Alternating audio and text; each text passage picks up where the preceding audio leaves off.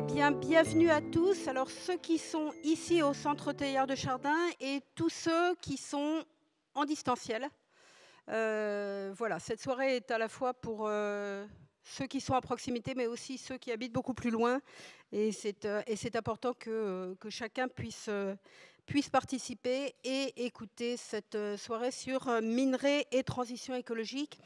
Alors, c'est une soirée organisée par le Centre Teilhard de Chardin et le CCFD. Donc, je vais passer la parole à Bruno Bourgin dans quelques instants pour avoir à la fois l'apport scientifique, le regard de pays en développement sur ces questions-là, et puis, bien sûr, la réflexion de tous les participants. Alors, le Centre Teilhard de Chardin, je ne le redis pas longuement parce qu'un certain nombre d'entre vous connaissent. Nous avons 2 ans d'existence physique, des groupes de travail qui existaient avant. Notre vocation, notre raison d'être, c'est d'essayer de contribuer à donner plus de place à la fraternité. Et pour donner plus de place à la fraternité, il faut d'abord comprendre, accepter la complexité, accepter que des sujets ne soient pas simples. Et donc nous essayons de donner la parole à des intervenants qui vont nous éclairer à la fois sur des aspects scientifiques, technologiques, mais aussi philosophiques, anthropologiques, éthiques et spirituels. Comprendre des situations complexes dans un monde qui est soumis à des multiples défis, ça nécessite. Alors, une recommandation, puisque cette soirée n'est pas le seul événement de l'année, une recommandation. Si vous n'êtes pas déjà inscrit, vous vous inscrivez sur notre site pour recevoir la newsletter et comme ça, vous serez informé une fois par mois à peu près. Vous recevrez un mail avec tous nos événements. Une petite information également, si vous appréciez l'existence du Centre Teilhard de Chardin, n'hésitez pas à nous soutenir par des dons, par la corbeille et la sortie. Voilà, nous avons besoin de soutien. Comme tout le monde, nous avons des frais. Alors, je suis moi-même Catherine Larieux, je suis directrice adjointe du Centre Teilhard de Chardin. Le Centre Teilhard de Chardin a été fondé par des partenaires de l'Église catholique, diocèse et Compagnie de Jésus, donc pas de soutien public. Et je passe la parole à Bruno Bourgin du CCFD, notre partenaire pour cette soirée. Merci Catherine. Bon, pour ceux qui ne connaîtraient pas le CCFD Terre Solidaire, je vais quand même dire 2 mots. Le CCFD Terre Solidaire est missionné par l'Église de France, l'Église catholique de France, pour travailler sur les causes structurelles de la faim dans le monde. Et nous sommes bien sûr avec tous les hommes et les femmes de bonne volonté qui veulent bien travailler avec nous. Alors pourquoi les causes structurelles? D'autres s'occupent de l'urgence et le font du mieux possible, mais nous travaillons dans la durée. Alors notre principale action, c'est de soutenir 500 partenaires à travers le monde pour leur permettre, dans 70 pays, dit-on, pour leur permettre en fait de mettre en œuvre les projets qu'ils ont eux-mêmes conçus et qu'ils animent eux-mêmes. C'est-à-dire qu'on est là pour les aider, mais c'est d'abord leur projet. On n'est pas là pour leur imposer un projet. Alors, si vous voulez en savoir plus sur le CCFD Terre Solidaire, vous allez sur le site national, vous tapez CCFD Terre Solidaire sur votre moteur de recherche, je ne ferai pas de publicité, celui que vous utilisez, et vous pourrez donc vous renseigner, vous pourrez donner, pourquoi pas, vous pourrez aussi, si vous voulez nous rejoindre comme bénévole ou comme salarié, il y a des opportunités, trouver des indications. Mais revenons à cette soirée. Nous allons débuter par une session d'environ 1 heure en 3 épisodes, avant de prendre les questions et les réponses. Tout d'abord, Christophe Poinceau, donc, qui est directeur général délégué du Bureau des recherches géologiques et minières, il nous expliquera peut-être un peu plus ce que c'est tout à l'heure. Je dirais simplement à ce stade que c'est un organisme public qui porte un certain nombre de politiques de l'État, notamment pour ce qui concerne en fait la gestion des anciens sites miniers et la question des minerais stratégiques. Donc vraiment les questions qui vont nous occuper ce soir. Donc il va d'abord nous donner, dans un premier temps, une vision stratégique de la chose, quels sont les problèmes, quels sont les enjeux. Ensuite, nous demanderons à Martin Willhomme, qui est avec nous, qui est devant là, qui lui est en fait un salarié du CCFD Terre Solidaire, un chargé de mission, qui assure le suivi d'un certain nombre de partenaires dans les pays andins. Et un certain nombre de ces partenaires, qu'il connaît bien, sont touchés au niveau local par l'extraction minière. Donc il nous donnera le point de vue d'un certain nombre de nos partenaires sur comment ça se passe aujourd'hui. Et ensuite, Christophe reprendra la parole pour essayer de nous dire finalement, OK, il y a des problèmes aujourd'hui, mais est-ce qu'on peut travailler mieux? Et qu'est-ce que pourrait être une mine responsable, puisqu'on utilise aujourd'hui ce terme-là. Voilà. Et ensuite, nous passerons aux questions-réponses et c'est Mathieu et Gwenolé qui sont là-bas dans le coin qui vont animer finalement ce temps de questions-réponses avec la salle, mais aussi avec toutes les personnes qui nous écoutent en ligne. Voilà, donc je cède tout de suite la parole à Christophe Poinçot, que je remercie évidemment d'être venu avec nous pour nous partager son point de vue sur ce sujet important. Merci pour cette introduction. Bonjour à tous. Donc c'est un grand plaisir pour moi d'être parmi vous aujourd'hui et de pouvoir intervenir sur ce sujet stratégique des ressources minérales et des métaux critiques. Donc sujet sur lequel je vais arriver dans un instant. Permettez-moi d'abord de vous dire en quelques mots en quoi consiste le BRGM. Je suis quasiment sûr que vous nous connaissez par l'une de nos activités. Je suis quasiment sûr aussi que très peu connaissent l'ensemble de nos activités. Donc on est un établissement public, industriel et commercial. Nous avons été créés en 1959, donc une longue histoire déjà, 1100 salariés. Et notre objectif, c'est de développer une triple activité de recherche, d'expertise, expertise qui est nourrie par la recherche, de manière à appuyer donc, les politiques publiques dans un certain nombre de domaines. Et on travaille aussi sur ces mêmes domaines en lien avec les entreprises. Et donc ces domaines sont au nombre de 6, vous les avez à droite. Donc par ordre d'importance décroissante, nous avons les risques et l'aménagement du territoire. Alors c'est vaste, ça va du risque sismique au risque volcanique, au mouvement de terrain, au retrait-gonflement des argiles, à l'érosion du trait de côte, au recul des côtes sous l'influence du changement climatique, etc. Donc c'est un tiers de notre activité. Nous avons ensuite tout ce qui est la gestion des eaux souterraines. Et je suis sûr que vous connaissez d'ores et déjà nos cartes de suivi du niveau des nappes qui sont publiées régulièrement et que vous aurez la chance de retrouver sur France Télévisions le vendredi soir incessamment sous peu. C'est notre activité, les nappes dans l'ensemble du territoire. Nous avons ensuite la question des ressources minérales, donc sujet du jour. Mais vous voyez que ce n'est que 10% de notre activité, et j'y reviendrai. Nous travaillons ensuite sur les géoénergies, tout ce qui est usage du sous-sol pour la transition énergétique. Donc ça va de la géothermie au stockage de CO2, au stockage de chaleur. Enfin, répondre à toutes ces questions nécessite de connaître bien ce qu'on a sous nos pieds. Donc on est en charge de capitaliser l'ensemble de la connaissance du sous-sol. À ce titre, on est le service géologique national. Et donc on développe la connaissance et on la restitue. Alors historiquement, c'était les cartes géologiques, vous en avez peut-être déjà vu.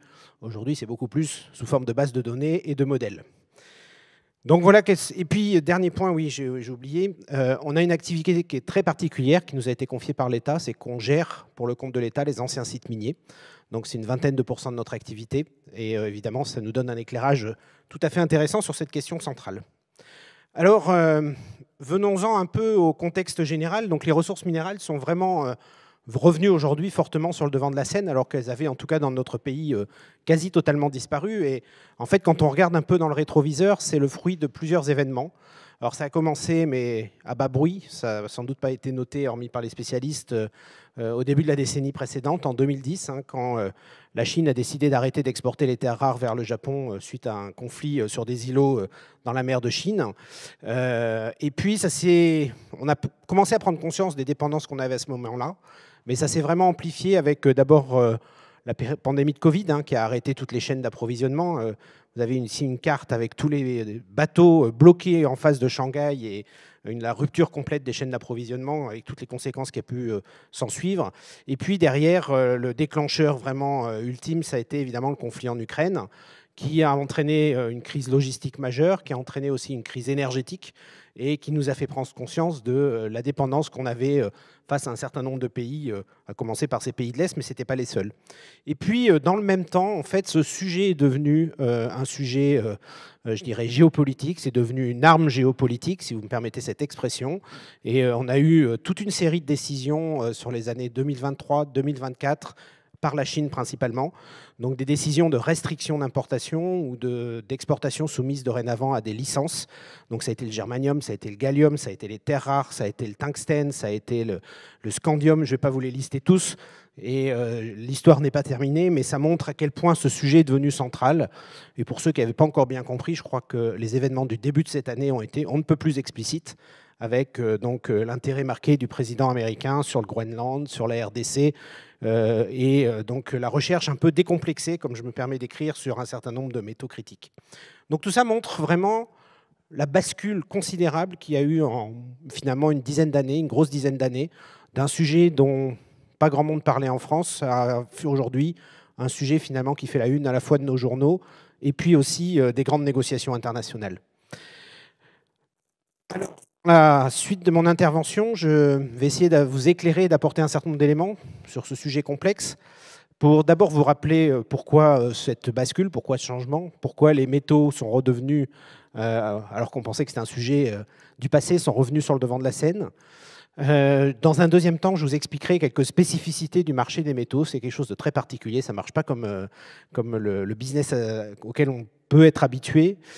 J'illustrerai ou j'identifierai quelques pistes qu'on a peut-être pour essayer de sécuriser ou de répondre à nos approvisionnements au niveau européen. Et puis donc on fera une pause avec l'intervention du CCFD et je reviendrai pour vous dire quelques mots sur ce qu'on appelle la mine responsable, qui est une nouvelle manière qu'on envisage pour exploiter les ressources du sous-sol. Alors commençons donc par le commencement avec cette nouvelle dépendance aux métaux qui est en train de prendre le relais finalement de la dépendance aux énergies fossiles. Alors d'où vient cette nouvelle dépendance? C'est vraiment lié d'abord, je dirais, à une tendance historique, c'est qu'on a une croissance économique qui se poursuit à l'échelle du globe, notamment dans les pays en développement, qui ont besoin de construire des infrastructures, ont besoin de métaux. Mais on a deux moteurs totalement nouveaux qui transforment en fait complètement ce paysage. C'est la transition énergétique qui requiert énormément de ressources minérales, on va y revenir, et c'est la transition numérique. Et ces deux transitions qui changent considérablement la situation et qui font qu'aujourd'hui, on a besoin de plus de métaux, on a besoin de métaux plus complexes, on a besoin de ce qu'ils soient raffinés avec un niveau de pureté beaucoup plus important. Et vous voyez sur la figure à droite que là où le monde était bâti sur une dizaine de métaux il y a de ça un siècle, aujourd'hui il en faut une soixantaine pour réussir à construire toutes les technologies qu'on utilise, vous comme moi, au quotidien. Alors une petite illustration sur le cas de la transition énergétique, parce que c'est un des moteurs les principaux, et c'est bien d'avoir quelques chiffres en tête.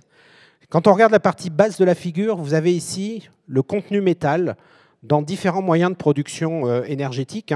Donc en descendant, vous avez l'éolien offshore, l'éolien onshore, vous avez le solaire photovoltaïque, vous avez le nucléaire, le charbon et le gaz.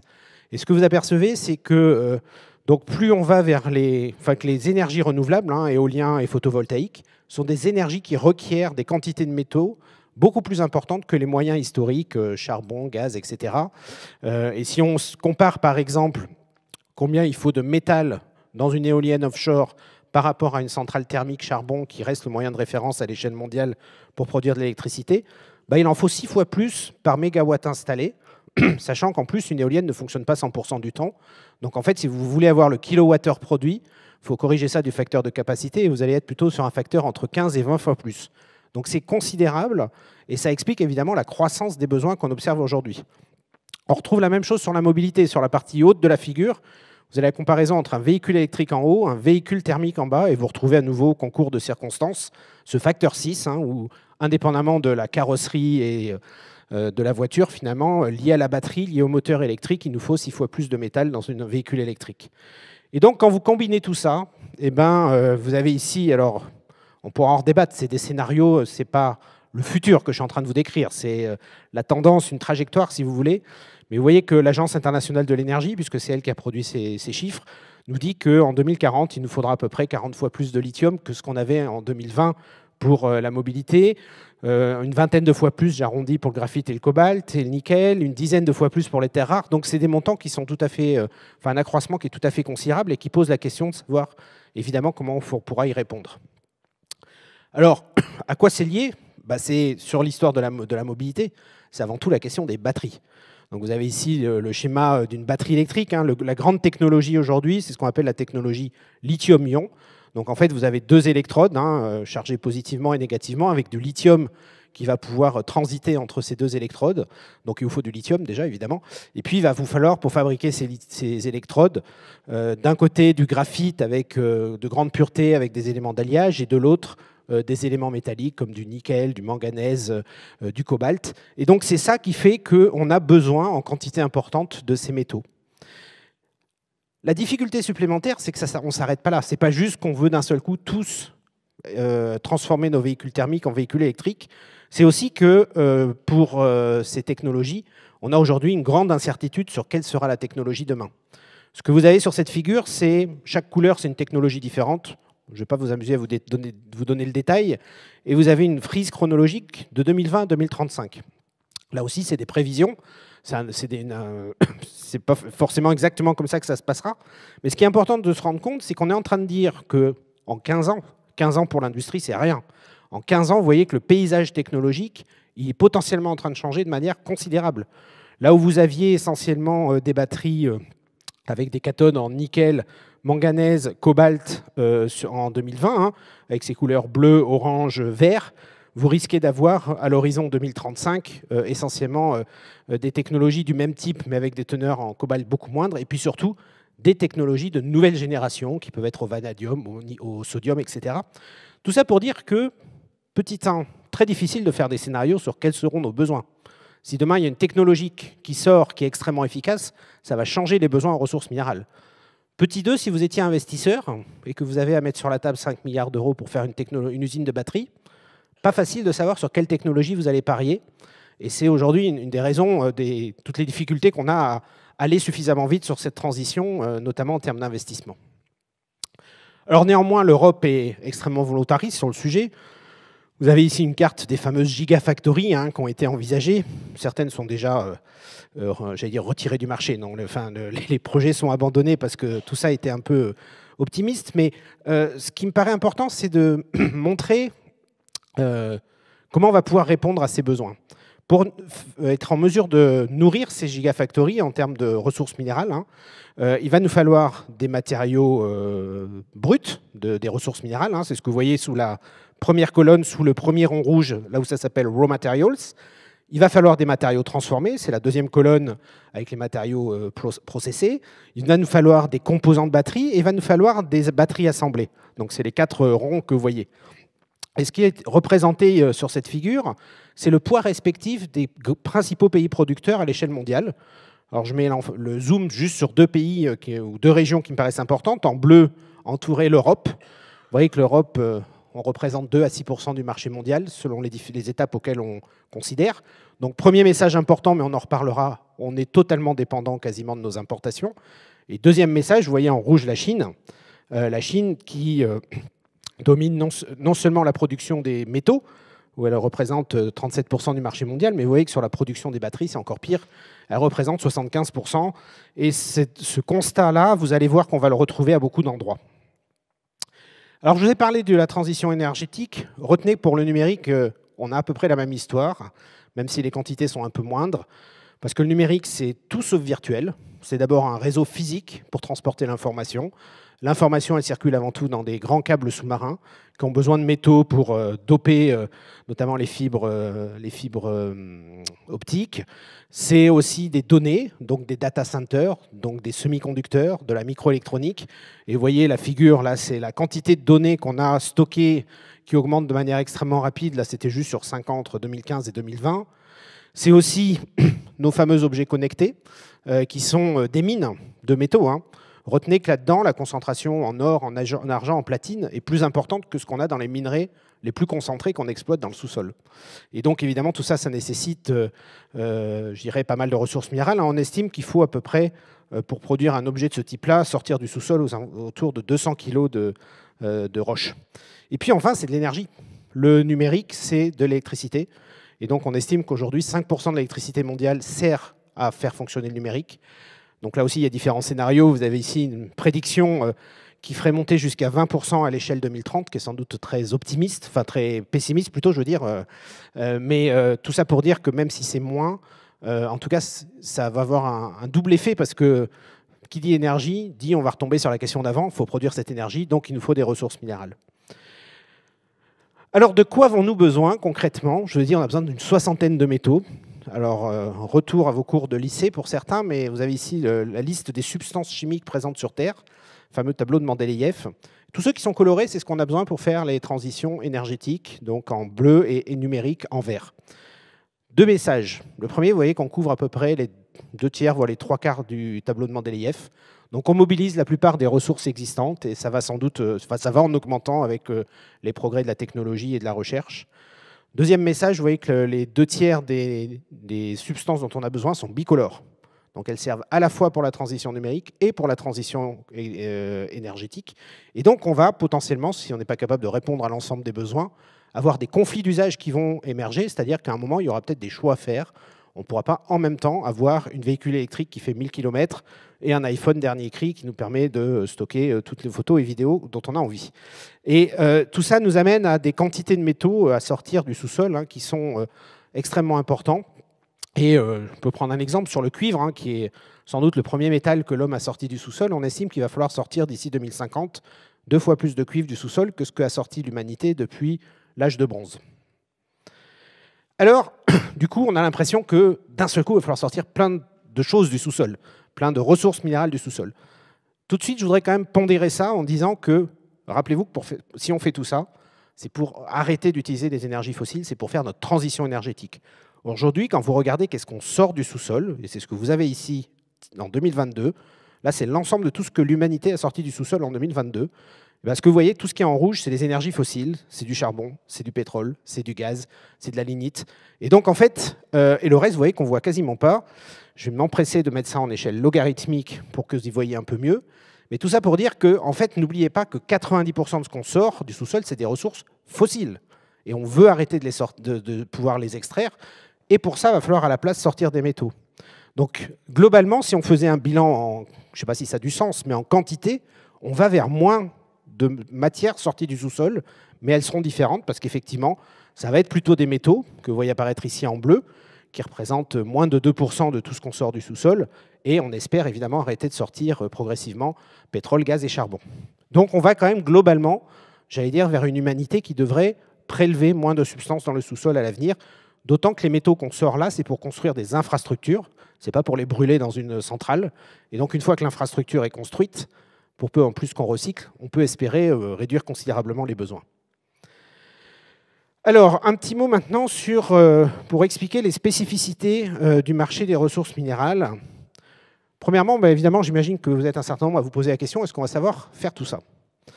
Qui est évidemment une très bonne question, et je vais apporter des éléments de réponse en prenant l'exemple du cuivre, parce que c'est sans doute le métal sur lequel on va trouver le plus vite des tensions. Ce que vous avez sur la figure de gauche, les deux courbes rouge et orange, que je ne détaillerai pas la différence ici, c'est les besoins dont on va avoir à l'échelle mondiale pour répondre pour mener cette transition. Et donc, vous voyez qu'ils sont 2 millions de tonnes en 2020 et on va monter à 25 en 2030 et ça continue à croître. Et puis, ce que vous avez en courbe, les courbes dessous, c'est ce que vont être capables de produire les mines en service pour la partie foncée et les mines qui sont encore en phase de projet pour la partie claire. Il y a tout de suite quelque chose qui vous saute aux yeux, c'est qu'on ne va pas produire assez de cuivre pour répondre à la demande. Donc le cuivre, on va avoir assez rapidement une tension sur ce métal-là, qui est pourtant, je dirais, un métal de base.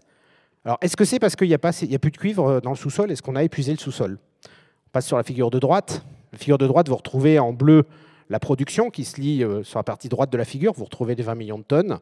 Et vous voyez que les réserves, donc les endroits où on sait qu'on a du cuivre en quantité suffisante pour pouvoir le sortir du sous-sol, c'est la courbe rouge qui se lie à gauche. Vous voyez que c'est aux alentours de 800 millions de tonnes.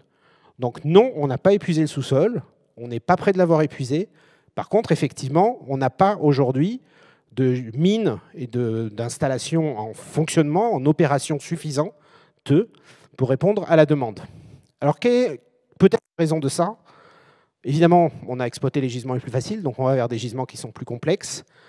Deuxièmement, on a des prix du cuivre. Ici, vous avez la variation sur les 50 dernières années qui sont très volatiles. Et il faut savoir que le temps de développement d'une mine, en particulier de cuivre, c'est 17 ans à l'échelle mondiale. Donc le moment où là aussi vous investissez des milliards et le moment où vous commencez à produire, il s'est écoulé 17 ans.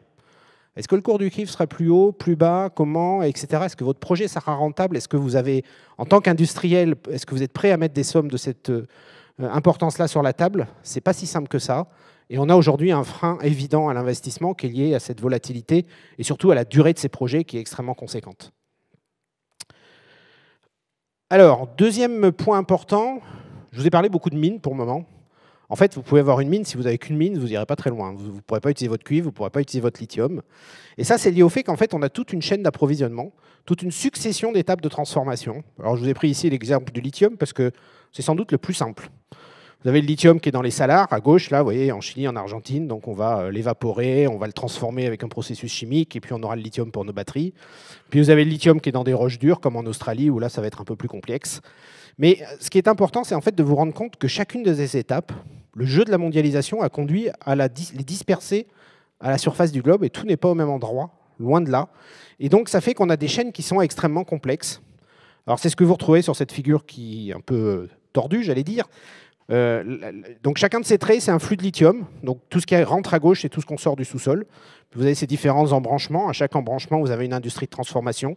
Et vous voyez que on commence par sortir le sous-sol, le lithium du sous-sol en Australie, au Chili.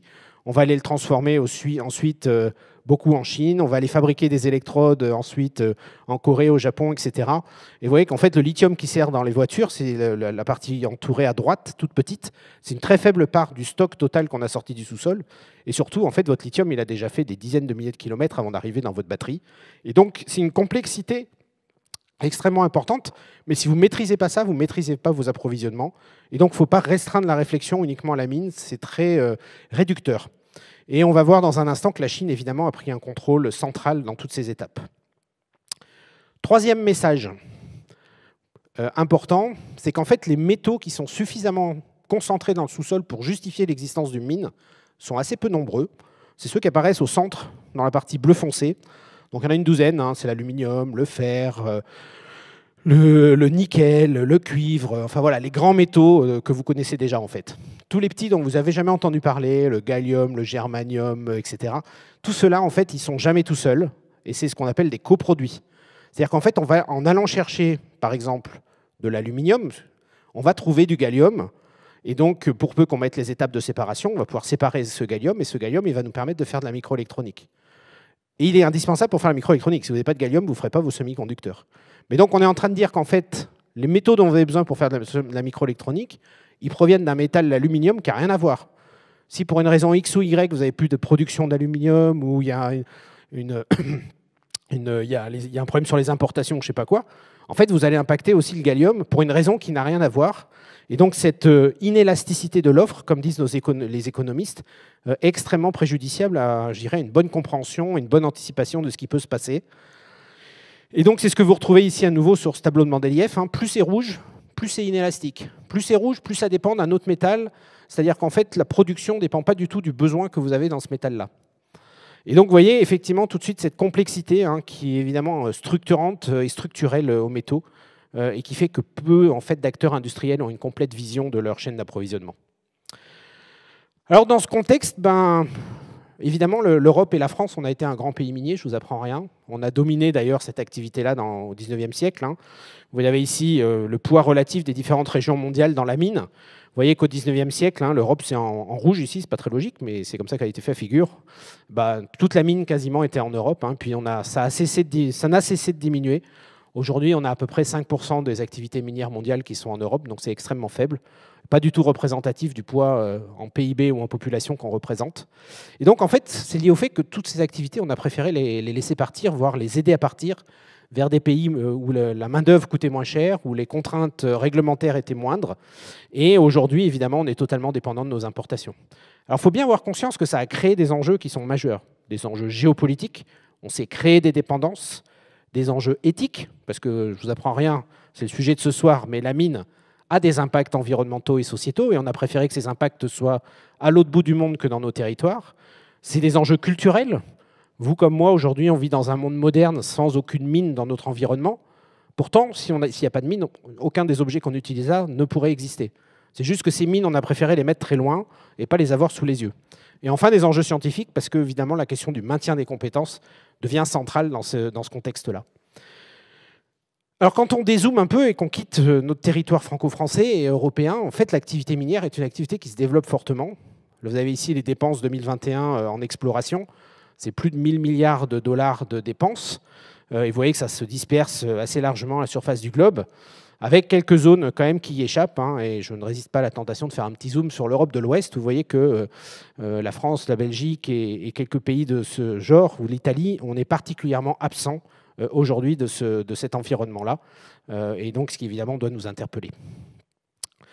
Donc vous avez du coup aujourd'hui les grands métaux stratégiques, vous voyez, qui sont produits par un certain nombre de grands pays qui souvent vont être en position dominante sur telle ou telle ressource. Alors, par exemple, 92% du niobium mondial vient du Brésil, 60% des platinoïdes viennent d'Afrique du Sud, 60% du cobalt vient de République démocratique du Congo, etc. Et puis, on a un acteur majeur, le gros kaléidoscope, là, que vous ne pouvez pas louper, la Chine, qui aujourd'hui domine donc énormément de production de métaux.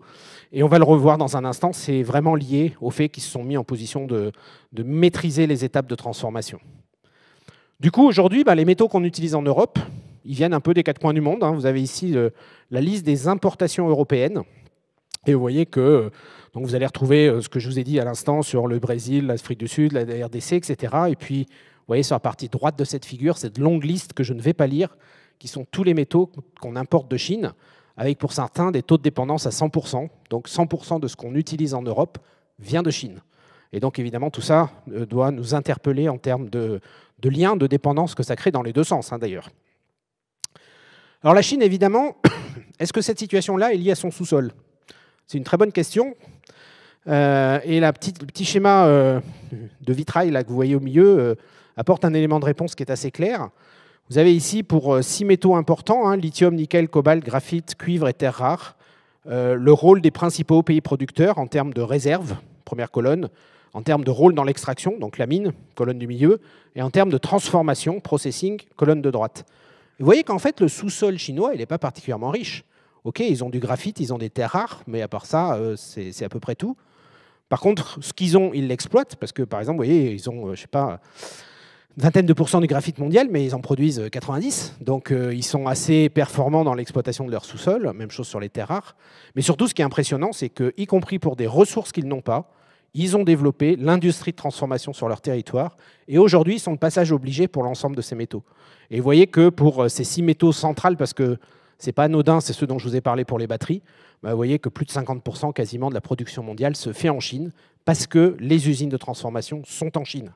Et même le lithium qui vient du Chili ou le lithium qui vient d'Australie, il est obligé de passer en Chine pour se faire transformer avant d'aller être dans des batteries ailleurs dans le monde. Et du coup, ça veut dire que la Chine, il faut qu'elle alimente ces usines-là. Et donc, elle a mis en place une diplomatie assez agressive, assez volontariste, on pourrait dire, au travers en particulier de son initiative, comme ils disent en anglais, Belt and Road. On a traduit ça par route de la soie, avec tous ces pays que vous voyez sur la carte en bas, qui sont les pays qui sont associés dans cette initiative diplomatique, et avec donc des investissements extrêmement importants dans la mine. Vous avez sur la carte de droite l'ensemble des investissements miniers de la Chine en Afrique en 2021. Je crois que la figure se passe de commentaires, ils sont quasiment sur chaque projet existant. Alors cette situation n'a pas été tout le temps ainsi. C'est vraiment le fruit d'une politique voulue. Vous savez que la Chine se caractérise par des capacités à avoir des plans à long terme, des plans à 50 ans. Et vous avez ici l'illustration sur le cas des terres rares. Si on regarde la figure en bas à gauche, vous voyez que jusqu'en 85, la Chine ne produisait pas de terres rares. Donc en 40 ans, la vapeur s'est complètement renversée. Et ce qui est même encore plus intéressant, c'est que si on avait fait cette conférence en 85, les 2/3 des terres rares mondiales sortaient de La Rochelle. Et on a préféré à ce moment-là, dans un choix à la moitié industriel, moitié politique, laisser ces industries partir en Chine. Et puis, vous voyez, la figure se passe de commentaires, la capacité qu'ils ont eue dans un marché qui était en croissance, à, je dirais, développer évidemment, moderniser, faire améliorer aussi ces procédés. Et aujourd'hui, il ne sort pas un seul concentré de terres rares lourdes au monde sans qu'ils sortent de Chine. C'est les seuls à en produire. Et du coup, tous les aimants permanents viennent de Chine. Alors, depuis, les États-Unis, comme la France, etc., on essaie de rééquilibrer la situation, mais vous imaginez que ça va prendre un petit bout de temps. Dernier point, avant de laisser la parole à un collègue du CCFD, sur que peut-on faire face à ce paysage pas forcément très rassurant. D'abord pour dire qu'il y a une ambition européenne sur le sujet, avec une directive qui a été votée, qui est en application depuis le mois de mai 2024, qui prévoit un certain nombre de programmes ambitieux, en particulier de recherche de ressources dans le sous-sol européen, mais qui définit 4 cibles importantes pour les 27 pays européens.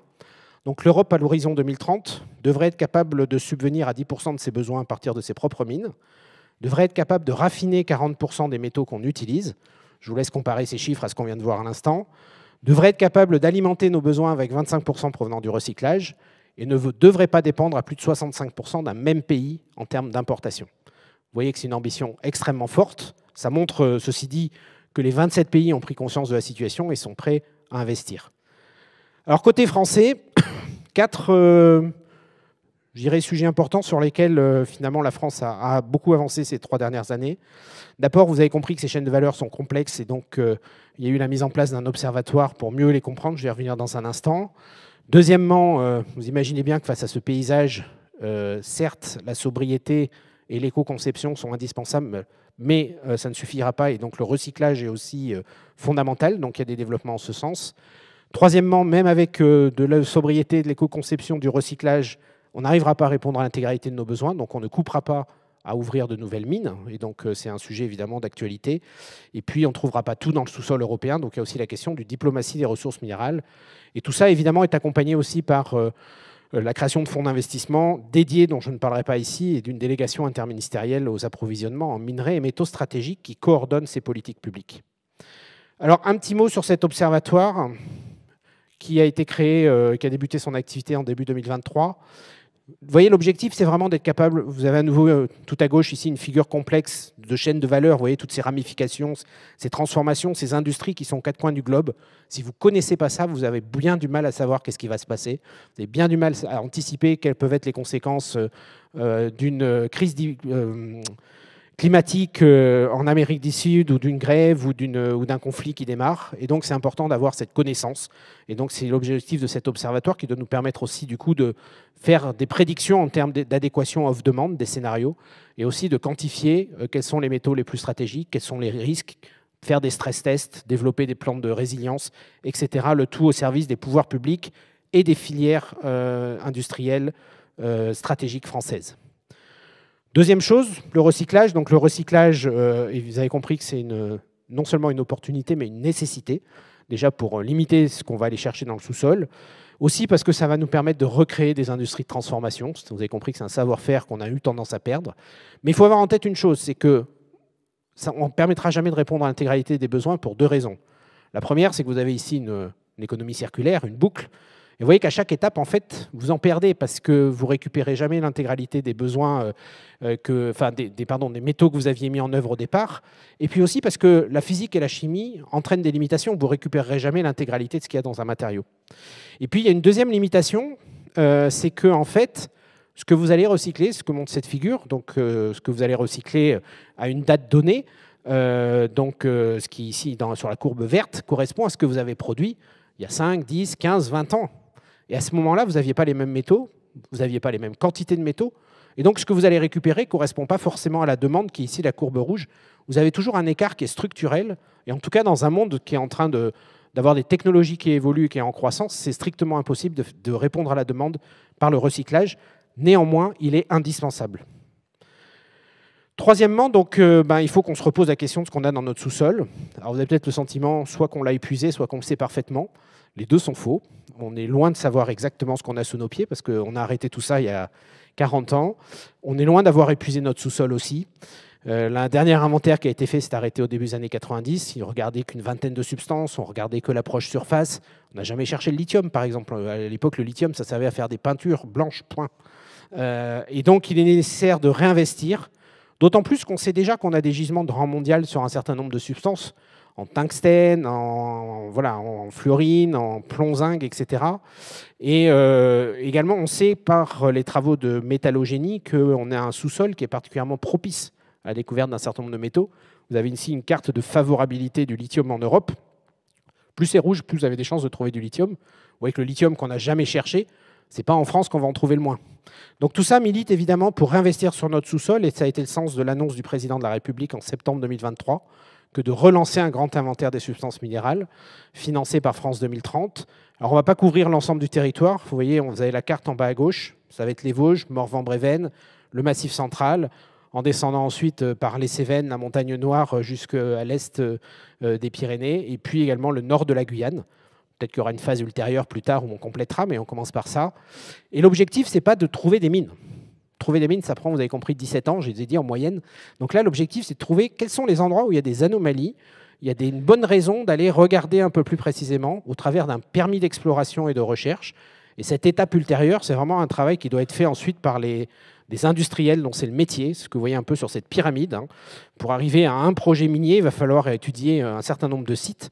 Et le travail qu'on va faire, parce que c'est le BRGM qui est en charge de ce travail, c'est vraiment un travail qui est non intrusif, hein, puisqu'on va faire des mesures en hélicoptère ou en avion, de paramètres géophysiques, et on va faire des prélèvements dans les cours d'eau juste de quelques échantillons. Et sur cette base-là, on va pouvoir être capable d'identifier ces zones qui méritent de faire des études plus poussées. Tout ce que je vous raconte là en France, on peut faire la même chose quasiment dans tous les pays européens. La géologie est diversifiée, donc les ressources seront variées. Ça permet d'élargir la palette.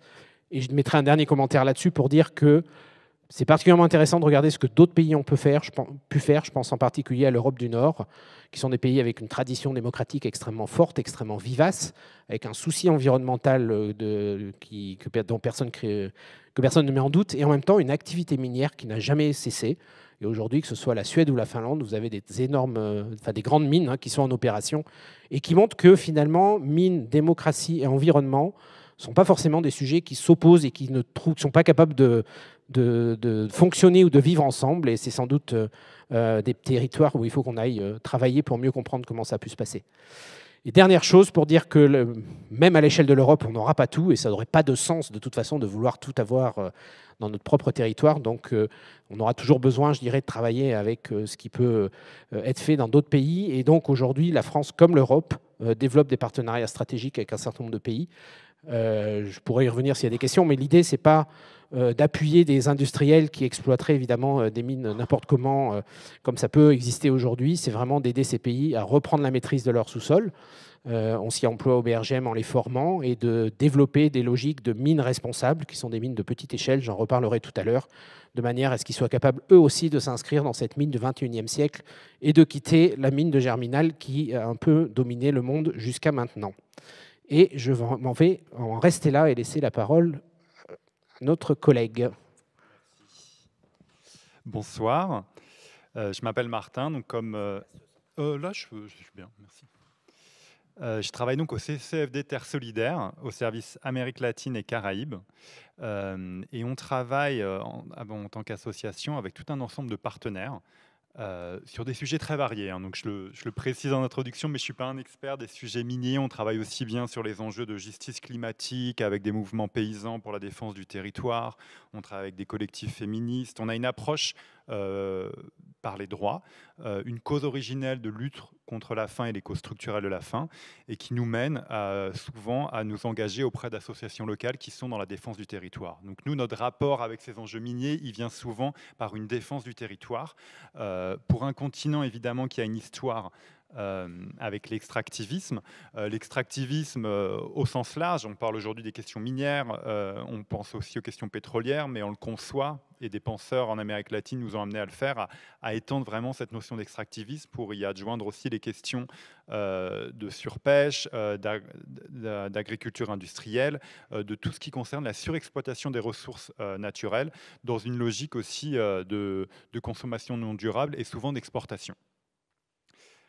Un continent, encore une fois, qui, dès la phase de la conquête, a été très marqué par cette question des mines, considérée comme l'Eldorado, où déjà on constatait en fait une logique d'exploitation des ressources naturelles au profit des puissances coloniales, et d'une certaine manière, l'histoire d'un pillage qui se reproduit, et nos partenaires qui sont très investis sur ces questions pour montrer aussi le lien et les différents impacts qu'on peut constater, des impacts de nature différente. Bon, on a parlé des impacts des mines qui sont très nombreux. Nos partenaires se focalisent davantage sur les impacts sociaux, la défense des droits des communautés, les droits à leur territoire, l'impact aussi que ça a sur leur environnement de vie. Souvent des communautés indigènes ou des communautés paysannes qui ont un lien beaucoup plus fort à leur territoire, à la terre-mère, qui considèrent la nature comme un élément dont elles font partie et non pas comme une ressource. On parle d'ailleurs souvent pas de ressources naturelles parce que déjà avec ce mot-là, on induit la notion d'exploitation. Et donc ces impacts qui ont été beaucoup travaillés par nos partenaires et des histoires un peu ancestrales de déplacement de population pour mener à bien ces projets. Je passe un peu vite sur ces enjeux parce que bon, je pense qu'ils sont assez connus et je voudrais vous parler davantage de l'expérience de certains partenaires. Mais il y a des enjeux politiques très forts et qu'on retrouve aussi dans ce boom un peu des minéraux critiques, puisque certains pays, on parlait du Chili pour le lithium, ont des réserves mondiales énormes. Et souvent, cette exploitation, elle se fait dans une entente entre les groupes privés et les États, où souvent les États ont même moins de capacité pour négocier leurs contrats et sont dans une situation plus faible par rapport à ces groupes privés et ne sont pas en mesure d'avoir des conditions dignes en fait pour l'État et des ressources, même une fiscalité qui bénéficie vraiment à tous et à toutes. Donc on parle de malédiction des ressources aussi, où parfois un pays très riche en ressources malheureusement n'en bénéficie pas directement. Et on constate vraiment un peu une perpétuation de ce qu'on peut appeler un colonialisme énergétique. D'autant plus que les enjeux économiques, les retombées, comme je vous le disais, sont parfois assez faibles pour le pays. L'emploi peut être assez faible, l'emploi qualifié aussi. Il y a beaucoup d'entreprises, et notamment des entreprises chinoises, mais pas uniquement, qui font appel à des ressortissants de leur propre pays pour exploiter ces mines. Donc on constate voilà, un peu un manque de retombées et surtout un manque de contribution à la fiscalité. L'impact environnemental, c'est parmi les plus évidents, mais la destruction d'écosystèmes entiers, ce que disent beaucoup de partenaires, c'est qu'il n'existe pas de mines propres, de mines durables aussi. Beaucoup reconnaissent aussi la nécessité, et là, il y a une existence très forte aussi d'artisanat minier. Ça, c'est une réalité dont vivent de nombreuses communautés dans plusieurs territoires. Donc, ce n'est pas des entreprises, mais c'est vraiment des personnes qui contribuent à cette extraction des ressources. Mais comment prendre en charge l'intégralité de ces dégâts et surtout être informé en fait de ces conditions. On parlait tout à l'heure aussi d'une époque où on n'a plus accepté d'une certaine manière d'avoir des mines sur notre propre territoire et on a décidé de les délocaliser parce qu'il n'y avait plus d'acceptabilité sociale sur toute cette multiplicité des impacts. Et je voulais vous montrer aussi cette carte qui est assez représentative parce qu'on parle, alors là c'est plus global, c'est les défenseurs de l'environnement, c'est une ONG qui s'appelle Global Witness, une ONG britannique qui publie un rapport annuel et on voit que les enjeux miniers sont prépondérants en fait dans les assassinats de personnes défenseurs des droits de l'environnement et que ça se concentre notamment dans les pays d'Amérique latine où on constate vraiment en Colombie, au Brésil, dans les pays d'Amérique centrale, aussi au Mexique, une importance très forte de ces conflits et plusieurs assassinats qui sont liés à ces questions directement des industries extractives, des personnes qui s'opposent, des leaders paysans, des représentants d'associations. Ça peut être dans des heurts avec la police, ça peut être dans des assassinats ciblés. Donc nous aussi, en tant que CCFD Terre Solidaire, comme association de solidarité internationale, notre rôle, c'est d'être aux côtés d'associations pour faire du bruit, faire connaître ces situations, alerter, d'autant plus que souvent, ces exploitations ont lieu dans des territoires reculés. Donc à l'échelle même d'un pays, c'est des territoires qui sont vraiment très loin de la capitale, on n'a pas forcément accès à l'information. Donc c'est le rôle qu'ont beaucoup de nos partenaires aussi de diffuser et d'une certaine manière d'avoir un peu un discours narratif un peu différent. On a parlé du lithium et c'est vrai que c'est l'un des booms un peu qu'on perçoit. On parlait tout à l'heure d'une demande qui va être multipliée par 40. Moi, je voudrais vous parler plus particulièrement de l'Argentine. Alors, c'est certes, aujourd'hui, c'est le Chili qui fournit principalement l'Union européenne. L'Argentine, avec la Bolivie et le Chili, forment ce qu'on appelle le triangle du lithium. On estime qu'il y aurait à peu près la moitié des réserves mondiales du lithium qui y sont présentes. Ce n'est pas ce qui est exploité aujourd'hui parce que chaque pays a un cadre législatif très différent.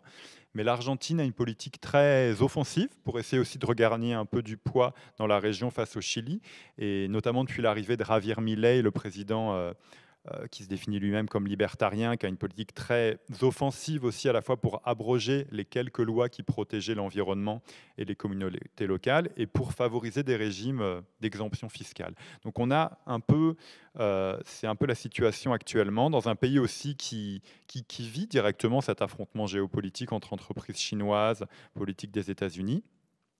Et on a certains partenaires qui sont investis. Alors là, c'est la partie nord, c'est effectivement l'exploitation dans les salars, donc dans ces déserts de sel à très forte altitude, ce qui a généré en fait des conflits socio-territoriaux assez classiques, notamment parce que l'État et en Argentine, ce sont les provinces qui ont un pouvoir sur l'exploitation des ressources du sous-sol, ont commencé à modifier leurs lois, modifier leur constitution pour favoriser l'arrivée des entreprises, pour ouvrir un peu grand leurs portes et enlever les exigences d'études d'impact environnemental, enlever un peu le cadre qui n'était pas non plus très important, mais pour faciliter encore cette entrée d'entreprise. Et ça s'est notamment cristallisé dans la province de Jujuy, au nord de l'Argentine, où il y a une lutte sociale qui est encore en cours, puisqu'une réforme de la Constitution a été passée et de façon non concertée avec la population, notamment dans une région d'Argentine où il y a beaucoup de populations indigènes, populations autochtones, qui ont aussi des droits spécifiques aujourd'hui dans le droit international. Il y a la Convention 169 de l'OIT qui parle de consentement libre, éclairé et préalable. Donc c'est l'idée qu'il faut consulter les populations autochtones sur l'utilisation qu'on fait du sous-sol et il faut avoir leur réponse. Et souvent on constate que ces 3 adjectifs ne sont pas respectés. Que ces consultations ne sont pas faites de façon anticipée, ne sont parfois pas faites même dans leur langue, ne sont pas faites non plus avec tous les éléments. Quels sont les réels impacts? Donc, ça, c'est malheureusement pas nouveau et beaucoup de nos partenaires travaillent dessus, mais c'est comment aussi on informe les communautés sur leurs droits et on leur permet de décider aussi elles-mêmes de façon souveraine.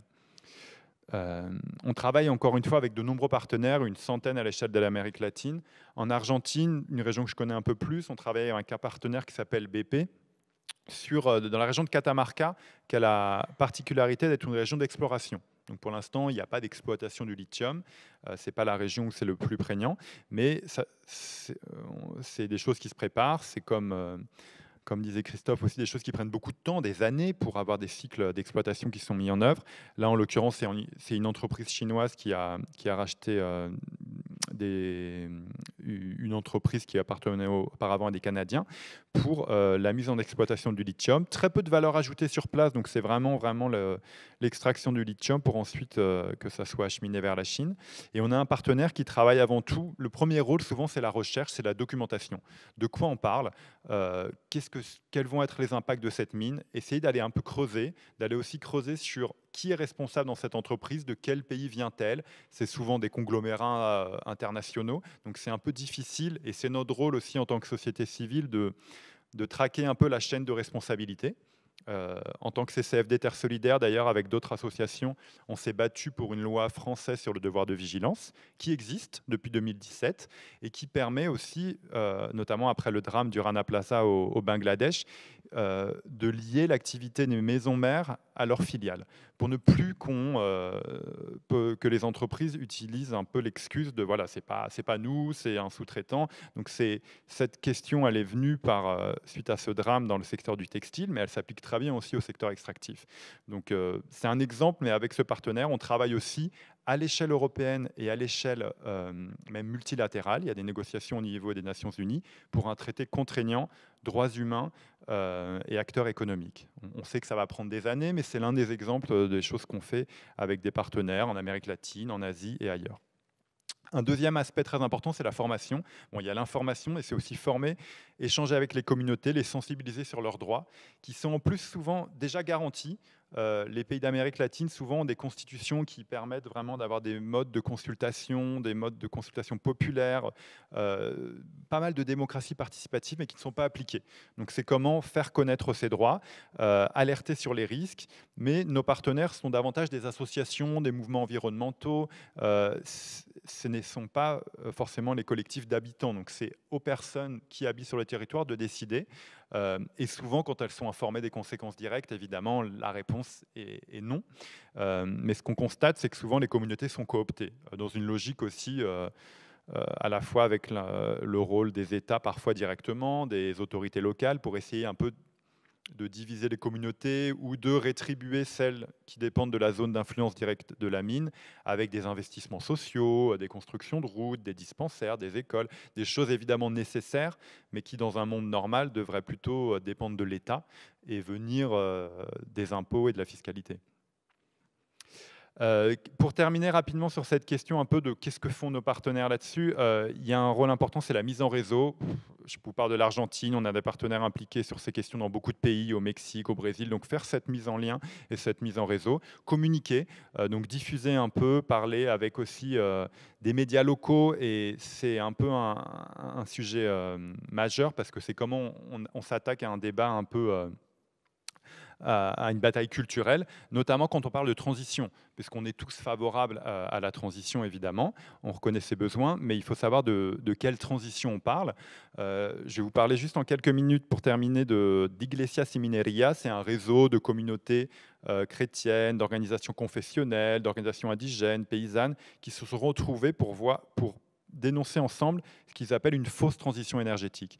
La transition, on est tous pour, mais comment cette transition, parfois, sous un visage un peu vert, reproduit les mêmes modèles d'un extractivisme un peu classique, souvent pour servir des intérêts stratégiques des pays du Nord. Ça peut s'inscrire parfois dans un agenda de lutte contre le réchauffement climatique, mais c'est ce qui est dénoncé comme des fausses solutions, parce qu'on n'attaque pas le cœur du problème, la réduction aussi des émissions, l'appel à une sobriété heureuse, comme le défendait le pape François dans l'encyclique Laudato Si, et il souhaite rompre avec le mythe d'une énergie propre, mais aussi avoir une vision de proposition d'alternatives, pour notamment aborder un peu la question de l'agroécologie, des projets plus d'agriculture durable, et avoir aussi un peu... pas seulement un rôle de dénonciation qui nous incombe en tant qu'ONG, société civile alertée, mais proposer des alternatives. Et donc sur cet enjeu d'agroécologie, c'est vraiment le cœur de notre métier, et on le fait à une échelle certes limitée, mais c'est sur quoi on travaille avec beaucoup de partenaires. Et dernière chose, mais vous pourrez le voir à la fin en sortant sur la table, on a une campagne en cours sur l'extractivisme et surtout pour défendre le droit de dire non. Je pense que les projets de mines en France, d'ailleurs, mobilisent déjà beaucoup de personnes en France. Il y a des projets de mines dans l'Allier, d'autres. Donc nous, on est aussi en lien ici et là-bas avec ces collectifs-là pour un peu faire du lien et réfléchir ensemble. Il y aura un forum, notamment le 14 juin prochain, sur ces enjeux et beaucoup d'autres événements et rendez-vous avec l'association.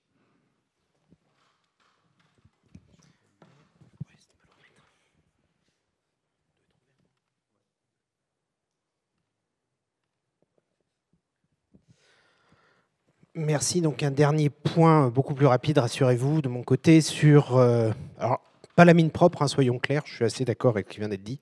La mine propre n'existe pas, d'ailleurs pas plus que n'importe quelle activité. Hein. Toute activité a un impact. Donc la question, c'est plutôt effectivement de le réduire au maximum.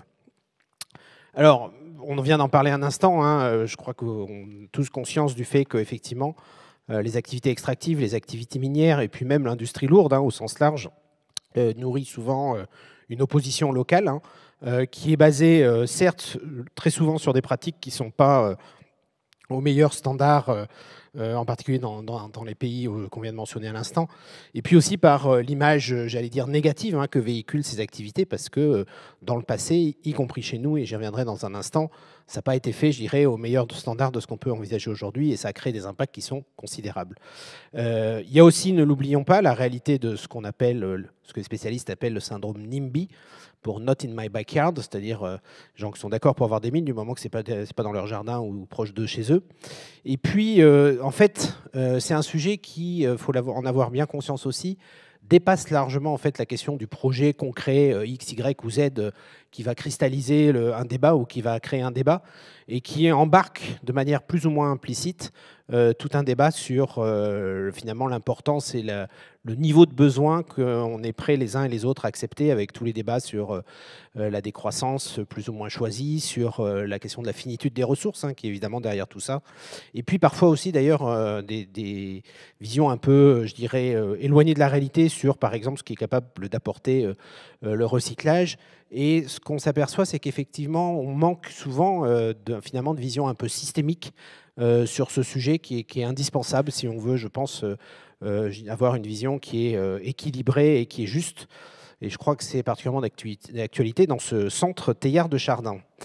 Alors la France, on l'a dit, hein, ça a été un pays minier, très actif. On a eu des milliers de mines.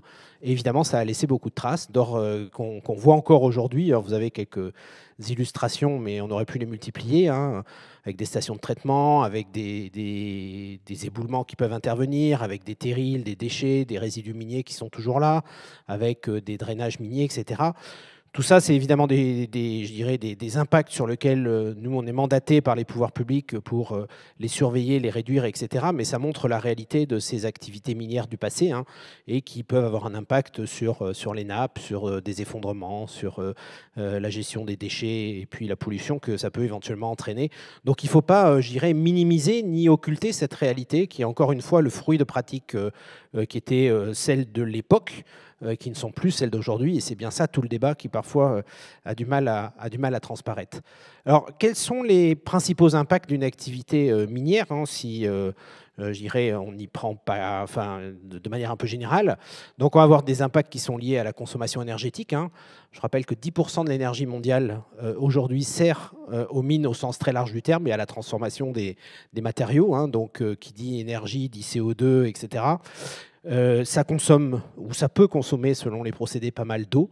Donc évidemment, avec les perturbations qui sont associées, avec l'impact sur une ressource, l'eau, qui est aussi une ressource sous tension liée au changement climatique. Ça crée des résidus, des déchets qui sont plus ou moins bien stockés, gérés, etc. Donc avec ces fameux, notamment, grands bassins de décantation, des accidents éventuels qui peuvent intervenir, des éventuels rejets. Et puis, c'est une activité évidemment industrielle, et donc en tant que telle, ça va créer des poussières, ça va manipuler des polluants, et ça peut contribuer donc à un certain nombre de pollutions dans l'environnement, plus ou moins diffuses. Et donc c'est bien tout ça dont il s'agit d'avoir une maîtrise, et qu'il s'agit, je dirais, évidemment, de limiter au maximum. Alors, les mines d'aujourd'hui, alors les mines d'aujourd'hui, j'aurais dû dire les mines de demain plutôt, en ce sens que, j'anticipe peut-être une question, je ne pense pas qu'on puisse dire aujourd'hui qu'il y ait réellement une mine responsable d'ores et déjà au meilleur standard de ce qu'on serait capable de faire.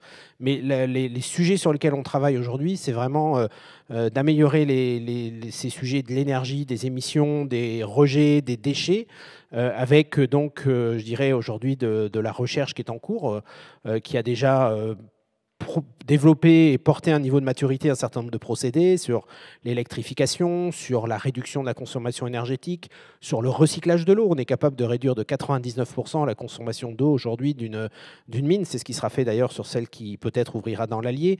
Sur la réutilisation des déchets, de manière à pouvoir s'en servir ensuite et qu'on n'ait plus ces grands tas ou stocks ou tailings ou résidus de déchets, sur leur valorisation, la dépollution, etc. Il y a énormément de pistes qui existent et qui peuvent être mises en œuvre. Et c'est bien tout l'enjeu de cette mine responsable que de la mettre en œuvre.